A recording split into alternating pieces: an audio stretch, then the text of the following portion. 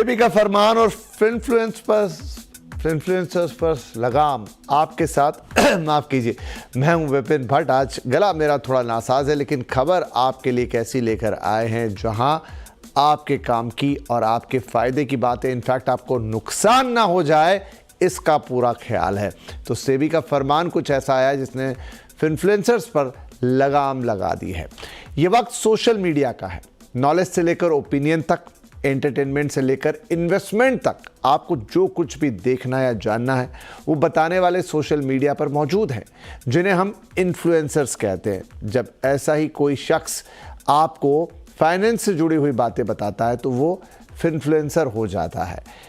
अब हुआ कुछ ऐसा है कि देश में शेयर मार्केट के रेगुलेटर सेबी ने इन्फ्लुएंसर्स की नकेल कसने की बात कही है, जो इन्वेस्टर एजुकेशन के नाम पर शेयर खरीदने की सलाह, उनसे जुड़े फायदे नुकसान के दावे करते फिरते थे। लेकिन अब वो ऐसा नहीं कर पाएंगे, और अगर उन्होंने ऐसा कुछ किया तो उन्हें सेबी का डंडा खाने के लिए तैयार रहना होगा। तो आज कंज्यूमर अड्डा में हम इसी पर करेंगे चर्चा कि सेबी ने ऐसा क्या कहा है, इससे क्या होगा, आगे चल के इसके क्या परिणाम निकलेंगे। इन्फ्लुएंसर्स या फिर एजुकेटर्स अपने आप को जो लोग कहते हैं, उनके लिए इसके क्या मायने हैं और इससे ये पूरा सिनारियो कैसे बदलेगा। और ये सारी बातचीत करने के लिए आज हमने दो खास मेहमानों को बुलाया है। हमारे साथ कार्यक्रम में शामिल हो रहे हैं सेबी के पूर्व मेंबर और बैंकर जयंत गुप्ता साहब और इन्वेस्टमेंट इन्वेंजलिस्ट प्रकाश दीवान जी। आप दोनों का बहुत बहुत स्वागत है। तो गुप्ता सर, आपसे शुरुआत करता हूँ। ये सेबी का एक पुराना पहले का सर्कुलर था अक्टूबर 2024 का, उस पर एक तरीके से आज सफाई आई है। लेकिन इस सफाई में उन्होंने ऐसा क्या कहा है, क्या बताया है, और इन्फ्लुएंसर्स को ये किस तरीके से सीमित कर देगा? आप अच्छा, पहले सब धन्यवाद and good evening to everybody. पहले मैं क्लेरिफाई कर दूं कि मैं मेंबर नहीं था सेबी में, मैं एग्जीक्यूटिव डायरेक्टर था, तो मेंबर नहीं। क्षमा चाहेंगे सर। जी जी, क्षमा की कोई जरूरत नहीं, लेकिन मेरा ड्यूटी है कि मैं सही बात करूं। जी जी जी। कि ऐसा है, आप इस मार्केट में न्यूज में बहुत सालों से हैं और आपको ये मालूम है कि जब भी कोई नया नियम कानून बनता है, वो ऐसा नहीं बनता है कि सबको हर तरह से बांध करके। तो सेबी ने अपनी विजडम में निकाला था, लेकिन जो ये नियम को तोड़ने वाले होते हैं वो किसी भी रेगुलेटर से, चाहे इंडिया का रेगुलेटर हो, चाहे बाहर का हो, चाहे सिक्योरिटी मार्केट हो, चाहे बैंकिंग हो, हर रेगुलेटर से 2-3 कदम आगे रहने की कोशिश करते हैं। तो सेबी ने सोचा कि उससे काम चल जाएगा, लेकिन फिर देखा कि नहीं चल रहा है। तो यहाँ पे जो मैं सबसे महत्वपूर्ण सवाल उन्होंने ये बोला है कि भाई, आपको अगर एजुकेशन देनी है तो एजुकेशन हिस्टोरिकल प्राइस पे दीजिए, करंट प्राइस पे मत दीजिए। एक इस पर्टिकुलर चीज से जो खरीदने बेचने वाला धंधा था वो बंद हो जाएगा, क्योंकि आज अगर आप किसी इन्वेस्टर को 3 महीने वाले पुराने प्राइस पे कुछ बात समझाएंगे तो उसको ये बोलेगा ठीक है यार, 3 महीने वाला प्राइस जो था, बट आज की रेट पे उस प्राइस के मैं ना खरीद सकता हूँ ना बेच सकता हूँ। हाँ, ये मैं देख सकता हूँ कि आपने जो मुझे एजुकेशन दी उससे मैं समझ जाऊंगा। तो जो सबसे पहला सबसे महत्वपूर्ण चीज है वो जो ये बोली कि ये टाइम पीरियड जो है करंट नहीं हो, पुराना हो। दूसरा उन्होंने बोला कि अगर कोई, जितने भी म्यूचुअल फंड या ब्रोकर हैं, सब कुछ वो किसी की सर्विसेज ले रहे हैं इस तरह के बारे में, तो वो जो भी उस तरह के 2 काम कर रहा है कि बाई सेल की सलाह दे रहा है या कुछ बोल रहा है प्रॉफिट होगा या गारंटीड प्रॉफिट होगा, कि मैं गारंटी करता हूं कि जो आज ये शेयर खरीदेगा 25% प्रॉफिट कमाएगा, ये इसी तरह की बात, या मैं 25% प्रॉफिट कमाऊंगा, इस तरह की जो धारणा, जो क्लेम्स हैं जो लोग बोलते हैं, तो उस पे नकेल करी है। तो मेरा ये कहना है कि अभी जो पहले जो सर्कुलर आया था और इस सर्कुलर में इफेक्टिविटी बहुत ज्यादा हो जाएगी। इसमें जो मेरा अपना अनुमान है कि बहुत सारे जो इन्फ्लुएंसर हैं जो under guide of investor education तरह तरह की एडवाइस दे रहे थे, बाई सेल की या पोर्टफोलियो एडवाइस दे रहे थे, या बोल रहे थे इतने गारंटी प्रॉफिट हो जाएगा, वो बहुत हद तक वो बिजनेस बंद हो जाएगा। जी ठीक है। प्रकाश जी भी हमारे साथ जुड़े हैं। प्रकाश जी, जैन सर ने, गुप्ता सर ने हमें बिल्कुल साफ तरीके से समझा दिया। 2 बड़े पॉइंट, एक तो हिस्टोरिक प्राइस वाली चीज़, और दूसरा ये जो बहुत सारे लोग इन्फ्लुएंसर के नाम पे या फिर इन्फ्लुएंसर के नाम पर या फिर एजुकेटर के नाम पर बाय सेल कॉल्स देते हैं, अब वो धंधा रुकेगा। क्या इसमें अभी भी कुछ आप कहते हैं कि मैं कैसे कहूँ उस चीज़ को कि कुछ लूप होल्स बच जाएंगे जहाँ से दूसरे रास्ते निकल आएंगे, या सेबी के इस क्लैरिफिकेशन के बाद अब वो सारे पॉइंट सील हो गए हैं? विपिन भाई, देखिए, सबसे बड़ा मुद्दा जैसे गुप्ता ने कहा कि ये है कि कोई भी मार्केट में अगर आप देखेंगे तो इन्फ्लुएंसर्स का मार्केट हो या बाकी प्लेयर्स का मार्केट हो, अक्सर हमने देखा है कि वो 2 कदम रेगुलेशन से आगे चलते हैं। और उसका कारण है कि उसमें रेगुलेशन में कोई ना कोई खामी, कहीं ना कहीं कुछ इंटरप्रिटेशन वाला कोई लूपहोल दिखता है, तो उसको गैर इस्तेमाल करके वो अपना काम जारी रखते हैं। सेबी का ये, इसके पीछे ऑब्जेक्टिव ये है कि जो इन्वेस्टर वर्ग है उसको सावचेत करने का, उसको बचाने का, उसको कहीं मिसयूज ना हो, उनके प्रेशियस सेविंग्स को आप गलत जगह से ना लगने दें, उस मंजिल को हासिल करने के हिसाब से किया है। तो पहली चीज तो यह है कि मैं मानता हूं कि इन्वेस्टर गण को ध्यान देना चाहिए, समझना चाहिए कि वो डिफरेंशिएट कर सके कि ये जेन्युइनली कोई एजुकेटर है या एजुकेशन की आड़ में कोई ट्रेडिंग करवाने के लिए आपको प्रोत्साहित कर रहा है। पहले तो ये समझना जरूरी हो जाएगा। दूसरा ये होता है कि रेगुलेटेड जो एंटिटीज हैं, जो जैसे आरआईए हो गए, regulated investment adviser, registered investment adviser या रिसर्च एनालिस्ट है, वो तो अपना काम अच्छी तरह से कर ही रहे हैं।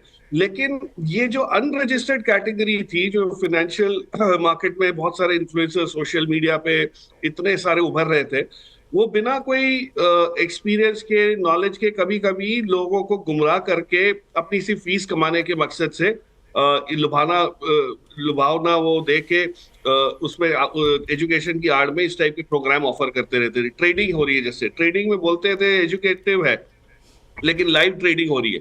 अब लाइव ट्रेडिंग का मतलब तो ये है कि आप एक्चुअली पैसे लगाएं और कमाएं या गंवाएं, वो जो चीजें वो वहीं हो जानी है। तो ये सब चीज पे लगाम लगना जरूरी था, क्योंकि रेगुलेशन का मकसद ये होता है कि आप मार्केट को हेल्दी बनाएं, आप मार्केट को सेफ बनाएं, आप मार्केट को फेयर बनाएं। और वो ये चीज जो इस बार जो रेगुलेशन आए हैं, मुझे लगता है इससे काफी हद तक एक लगाम लगेगी। जो दुरुपयोग हो रहा था उस पे लगाम लगेगी। जो एजुकेटर है उनको तो कोई फर्क पड़ना नहीं है, क्योंकि वो तो सिर्फ केस स्टडीज होते हैं। हम भी बचपन से सीखते आए हैं जो वो केस स्टडी से सीखे। तो केस स्टडी तो हिस्टोरिक होती है, तो लाइव रेट्स लेने का तो कोई जरूरत ही नहीं महसूस हुई। तो उस हिसाब से मुझे लगता है ये रेगुलेशन बहुत ही काम आएंगे और एक मजबूत हमारे लिए एक इकोसिस्टम जो है वो बनने में ये सक्षम भी रहेगी। ठीक है गुप्ता सर, एक चीज़ जो हमेशा लगती है कि एक जो कन्वेंशनल मीडिया है जिस पर हम बातचीत कर रहे हैं, और ये जो सोशल मीडिया है, ये भी एक तरह का मीडिया है, लेकिन जो मेजर डिफरेंस है सोशल मीडिया और कन्वेंशनल मीडिया में वो है अकाउंटेबिलिटी का। इवन मैं कहूँ कि कोई एजुकेटर भी वहाँ पर है, और अगर वो एजुकेशन के ही नाम पर सही, क्योंकि देखिए एक तो ये दावा करना कि आप अभी ये खरीद लीजिए और आपको इतना फ़ायदा होगा, ये तो सरासर गलत है। लेकिन एजुकेशन भी जो देने के लिए वहाँ जा रहा है वो कितनी सही बातें कर रहा है, लॉन्ग टर्म में तो किसी का नुकसान नहीं कर देगा, उसको गलत फंडामेंटल तो नहीं सिखा देगा। तो जो मेजर पार्ट मिस होता है सोशल मीडिया पे वो है अकाउंटेबिलिटी का, जो कि एक कन्वेंशनल मीडिया पर नहीं होता है। क्या इस पर भी कुछ होना चाहिए? ठीक है, आप एजुकेटर बन के आ गए, लेकिन कौन जानता है आपको कौन है, कहाँ से आए, आपका बैकग्राउंड क्या है, क्या नहीं है, उस पर सेबी का ये रेगुलेशन किसी तरह की लगाम लगाता है? ये आपने एक बहुत अच्छा सवाल पूछा है। आपके सवाल का आंसर सिर्फ ये है कि इसका पॉसिबिलिटी तभी है जब सारे एजुकेटर्स की जितने भी मीडिया में प्रेजेंट है, वीडियो है, सबका है, उसकी बैक टेस्टिंग करी जाए और बैक टेस्टिंग के बाद पता जाए कि वो मेलाफाइडे था कि वो गलती से था। That is a extremely difficult thing कि मतलब हजारों लाखों वीडियो होंगे, उसकी बैक टेस्टिंग करना पॉसिबल आज के जमाने में नहीं, लेकिन हो सकता है कि आर्टिफिशियल इंटेलिजेंस के 6 महीने बाद या साल भर बाद हर वीडियो का बैक टेस्टिंग होने लगे। एक तो पॉसिबिलिटी ये है, बट मेरा सिर्फ कहना ये है कि देखिए, मैं हमेशा से बोलता आ रहा हूं कि लालच की कभी भी दवा नहीं होती है। जब लालच करोगे तो सजा जरूर मिलेगी कहीं ना कहीं, किसी भी ना किसी तरीके से। एक चीज हमें प्रॉब्लम हमेशा मैं बोलता आ रहा हूं कि हमारे यहाँ coordination of various regulators perfect नहीं है। अब मैं इसका एग्जांपल देता हूं कि जैसे मान लीजिए मैं एक फिनफ्लुएंसर हूं और मैं एक बैंक में अकाउंट खोलने जाता हूं, तो बैंक में हमेशा ये होता है, पूछा जाता है कि आपकी एक्टिविटी क्या है। अगर मैं बताता हूं कि मैं ब्रोकर हूं, रिसर्च एनालिस्ट हूं, ये सब कुछ है, तो कंपनी को, तो बैंक को देखना चाहिए कि मेरे पास रजिस्ट्रेशन सर्टिफिकेट है कि नहीं। क्योंकि आप जब भी बैंक में अकाउंट खोलने जाते हो तो आपसे 50 सवाल किए जाते हैं और बहुत बार आपको बड़ा इरिटेशन होता है कि सवाल क्यों है। अब अगर मैं खोल रहा हूं, मैं बोल रहा हूं मैं बैंक में, मैं किसी भी तरह से सेबी में रजिस्टर्ड ना रजिस्टर्ड एडवाइजर ये हूं, मैं फिनफ्लुएंसर हूं, तब अपने को देखना चाहिए कि फिनफ्लुएंसर की फीस कहां से आ रही है। अगर कहीं ना कहीं हम रेवेन्यू पे कंट्रोल करें कि इनकी फीस का सोर्स क्या है, तब कहीं ना कहीं हमको बेटर कंट्रोल होगा। जैसे मैं हमेशा बोलता आ रहा हूं कि सीआईएस स्कीम, जो जितने भी फ्रॉड होते हैं वो पॉसिबल तभी होते हैं कि बैंक अपना ये रोल नहीं प्ले करता है कि मैंने कल को अकाउंट खोला और मैं गया और फिर अगले दिन से मेरे अकाउंट में करोड़ों रुपए आने लगे, वो करोड़ों रुपए मैं सिंगापुर दुबई भेजने लगा। बैंक ने कभी मुझसे सवाल पूछा नहीं कि भाई जेएन गुप्ता तुम्हारी औकात तो ये है नहीं, लेकिन तुम्हारे पर हर 100 करोड़ रुपए रोज कहा जा रहा है। तो कहीं ना कहीं हमको इस सबको इंटीग्रेट करना पड़ेगा। और आज के जमाने में जहाँ सारा डिजिटलाइजेशन है, इट इज नॉट डिफिकल्ट कि इसका हम ट्रेस नहीं कर सकते। जी प्रकाश जी, क्या आप भी इसी ओपिनियन को आगे लेके जाएंगे? मैं एक उदाहरण के तौर पे बात करता हूं, जैसे ऑस्ट्रेलिया है, वहां पर बहुत सारे कदम ऑस्ट्रेलियन गवर्नमेंट ने ऐसे उठाए हैं जिसपे सोशल मीडिया का क्या नुकसान हो सकता है, एक तो आम जनजीवन पर और दूसरा एंटरप्राइज लेवल पर, कि जैसे उन्होंने कहा कि वहाँ पर बहुत सारी गूगल हुआ या दूसरे जो सोशल प्लेटफॉर्म्स हैं, उन्होंने कहा कि आपको कन्वेंशनल प्लेटफॉर्म को बाकायदा पे करना पड़ेगा, क्योंकि कन्वेंशनल प्लेटफॉर्म होता है वो बहुत बड़ी इन्वेस्टमेंट करके आता है, वहाँ पर वो एक पूरा ग्रुप ऑफ एडिटर्स बिठाता है, बहुत सारे मल्टीपल लेयर होते हैं, तब जाके खबरें या चीज़ें आपके पास निकलती हैं और एक जिम्मेदारी के साथ आपके पास आती है। जबकि गूगल या कोई ऐसी चीज़ जो डायरेक्टली वहाँ पर कोई भी आके कुछ भी करके, और अगर कोई आ भी गया है तो ये जो पूरा मीडियम है, सोशल मीडियम, ये बहुत इंडिविजुअल का मीडियम है। मतलब वहाँ पर ओपिनियन ज़्यादा है, एक व्यक्ति विशेष की समझ ज़्यादा है, वहाँ पर कोई फिल्टर्स नहीं लगे हुए हैं। तो खैर वो तो उन्होंने नियम बनाया और उन्होंने कहा कि आप इनको पे कीजिए, वो कीजिए, अलग बातें हो गई। लेकिन एटलीस्ट वो एक सिस्टम में क्या लकूना है, क्या ड्रॉबैक है, उसको समझ रहे हैं। क्या हमारे लिए भी अब ये वक्त आ गया है, चाहे वो फाइनेंस की बातें हों, चाहे कोई और फील्ड हो, लेकिन आपको एक लाइन ड्रॉ करनी पड़ेगी? नहीं, बिल्कुल करनी पड़ेगी, बट ये बहुत आसान है नहीं, given the size of our market. हमारे मार्केट में जो जिस हिसाब से डीमैट अकाउंट खुले हैं पिछले कुछ सालों में, और जो पार्टिसिपेशन लेवल है, आप ये समझ सकते हैं कि इसमें बहुत सारे ऐसे निवेशक आए हैं, इसमें जुड़े हैं इस इक्विटी कल्ट में, जो नए हैं, जिनको अभी एक्सपीरियंस नहीं है, जिनको अभी नुकसान कहाँ हो सकता है उसका बहुत ज्यादा अंदाजा नहीं है। और मार्केट भी इस टाइप की रही है कि ये थोड़ी सी मुश्किल रही है, क्योंकि मतलब दुर्लभ रही है, हुआ ही नहीं ऐसा मौका। लेकिन मैं ये सिंपल कहने की बात कर रहा हूँ कि जो रेगुलेशन है उनको अप्रोप्रिएट बनाने के लिए एक बहुत बड़ा एजुकेशन कैंपेन चाहिए होगा विपिन भाई, कि हम निवेशकों को भी जागरूक करें कि भाई आप रजिस्टर्ड इन्वेस्टमेंट एडवाइजर के थ्रू जाएं, या रजिस्टर्ड रिसर्च एनालिस्ट के थ्रू जाएं, या रजिस्टर्ड एजुकेटर के थ्रू जाएं। और मैं इस पे वापस आऊंगा कि ये जो तीसरी ये है category, why can't we have a registered education provider category, जिसमें क्वालिफाइड लोग ही आप ये दावा वो कर सकते हैं कि भाई हम आपको कोई सीख दे सकते हैं, हम हमको हमारा एक्सपीरियंस शेयर कर सकते हैं। और उसके जैसे एनआईएसएम ने बहुत बढ़िया काम किया, जो सेबी ने शुरू किया था इंस्टीट्यूट, और जो सारी सर्टिफिकेशन है वो उनकी सीख देने के बाद और एग्जाम पास करने के बाद आपको मिलते हैं। तो क्यों नहीं हम एक ऐसी कैटेगरी क्रिएट करते हैं कि जो फाइनेंशियल इस मार्केट के जो सोशल मीडिया के जो इन्फ्लुएंसर्स हैं, उनको भी ये रजिस्ट्रेशन होगा तो ये अलाउ किया जाएगा, नहीं तो ये बात ही नहीं कर सकते एजुकेशन की। तो पॉइंट इज कि थोड़ा सा हमें अंकुश लगाना पड़ेगा from the right reasons. And उसके अलावा जब कस्टमर को आप जागरूक कर देते हो कि भाई आप सिर्फ रजिस्टर्ड एजुकेशन प्रोवाइडर से ही ले सकते हो इनपुट, या एनालिस्ट से ले सकते हो, तो ऑटोमेटिकली वो मार्केट बड़ी होगी, डीपन होगी। अब ये कहना आसान है, पर मुझे लगता है कि जो कैंपेन सेबी, जिस हिसाब से सेबी ने सबको जागरूक बाकी चीजों में किया है, अब म्यूचुअल फंड्स देखिए सक्सेसफुल क्यों है। आज म्यूचुअल फंड सही है का कैंपेन पिछले कितने सालों से चल रहा है, सेम चीज अब पेंशन के साइड में एनपीएस में वो है कि एनपीएस जरूरी है, सो एक बहुत बढ़िया एजुकेशन कैंपेन है। So the point I am trying to make is कि कैंपेन करके आपको अवेयरनेस क्रिएट करनी पड़ेगी, यही सोशल मीडिया को हमको इस्तेमाल करना पड़ेगा, ना कि उससे हमें परहेज करना है।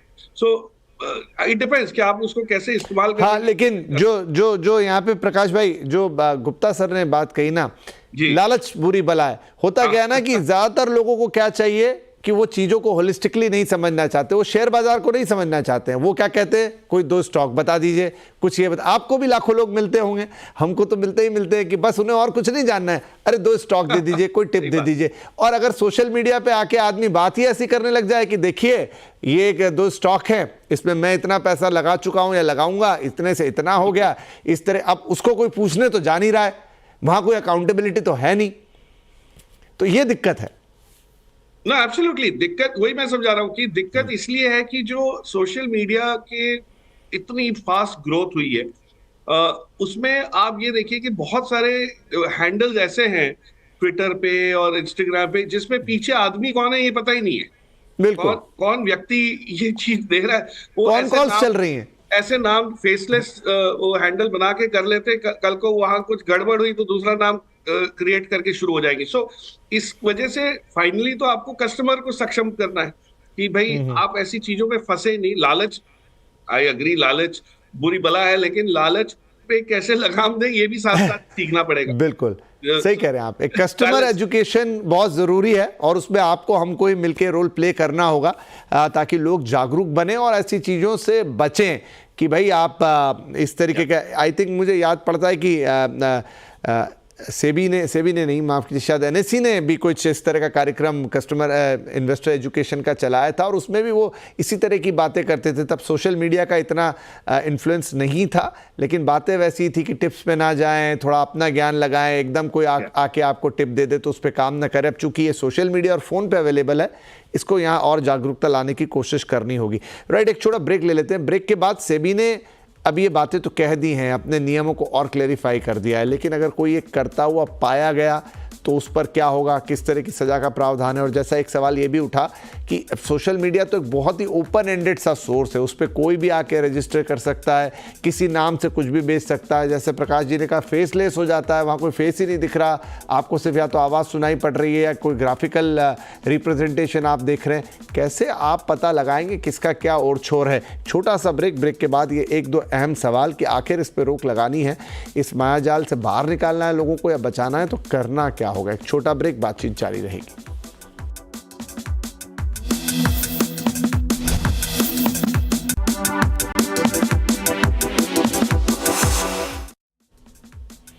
Welcome back. आप देख रहे हैं सेबी का फरमान और इन्फ्लुएंसर्स पर लगाम, क्योंकि सेबी ने अपने सर्कुलर पर सफाई जारी करते हुए कहा है कि अब इन्फ्लुएंसर्स यानी कि ऐसे इन्फ्लुएंसर जो आपको सोशल मीडिया पर बड़े बड़े दावे करते हुए नज़र आते हैं कि आप इस स्टॉक में पैसा लगाएं, ऐसा पैसा लगाएं, ये इतने रातों रात इतना पैसा बन जाएगा, इतने रिटर्न्स आ जाएंगे, आपको लाइव ट्रेडिंग कराते हैं या कोई भी प्रलोभन आपको देते हैं बिना पूरी जानकारी के या बिना प्रॉपर रजिस्ट्रेशन के, वो ये सब नहीं कर पाएंगे। अब 3 महीने पुराना डेटा इस्तेमाल करना होगा। एजुकेटर के नाम पर वो आपको इस तरह से बाय सेल के कॉल नहीं दे पाएंगे। और एक आम निवेशक को बचाने के लिए सेबी का ये एक बड़ा कदम है, एक बड़ी मुहिम आप कह सकते हैं, जिसको उन्होंने और मजबूत करने की कोशिश की है। प्रकाश दीवान और जैन गुप्ता साहब हमारे साथ बने हुए हैं। गुप्ता साहब, कोई भी रेगुलेशन तब तक प्रभावी नहीं होता जब उसके एंड में कोई एक सज़ा ना हो प्रॉपर, या कोई तब तक एक ऐसी कार्रवाई ना जुड़ी हो उसके साथ जिससे लोगों को लगे कि भाई इससे हमें बचना चाहिए। अब इसमें मान लीजिए कोई ये सब चीज़ें करता हुआ, क्योंकि सोशल मीडिया एक बड़ी ओपन एंडेड सी चीज़ है, उसमें कौन रजिस्ट्रेशन का तो कोई वो है नहीं कि मतलब आपको कोई लाइसेंस चाहिए तभी आप जाके आप जो चाहे अपना एक चैनल खोले, जो चाहे एक अपना अकाउंट बनाए और शुरू हो जाए। तो कैसे उसको पकड़ेंगे? और दूसरी बात की सज़ा में क्या होगा इसके अंत में, अगर कोई ऐसा करता पाया गया तो फिर क्या होगा? देखिए, मैं हमेशा से बोलता आ रहा हूं कि एक इंसान को या एक इन्वेस्टर को हमेशा एक सवाल अपने आप से पूछना चाहिए कि भाई दूसरा इंसान मेरे ऊपर इतना मेहरबान क्यों है, वो क्यों बता रहा है कि मैं प्रॉफिट कमाऊं, जो प्रॉफिट मैं कमा रहा हूं वो तो खुद वो कमा सकता है। तो जहां हम आदमी की नीयत पे स्टार्ट करते हैं तब हमको समझ में आता है कि हमको क्या क्या चेक करना चाहिए, कि कोई भी आदमी जो आपको नहीं जानता है, लेकिन सवाल में प्रॉब्लम सबसे बड़ी क्या आती है कि जैसे बचपन में हम लोग जब पढ़ते थे तो जो टीचर पढ़ाता था तो हम पूरे चैप्टर पढ़ने की जगह बोलते थे गेस्ट पेपर दे दो, मुझे कुंजी दे दो कि मुझे आधे घंटे पढ़ने के बाद कल मैं पास हो जाऊं। तो किसी के पास इतना टाइम नहीं है कि वो रिसर्च एनालिस्ट के पास जाए, रिसर्च करे, समझे समझे। वो तो ये देखता है कि यार इस आदमी ने मुझे बताया था कि 2 का 4 हो गया और मेरा 2 का 4 हो चुका था, तो वो ट्रैप में फंस जाता है। आदमी को हमेशा ये सोचना चाहिए कि क्या ये जो इन्वेस्टमेंट है ये मेरे फायदे का है और फायदे का क्यों है, कहीं ना कहीं किसी ना किसी फैक्टर पे एनालिसिस करना चाहिए।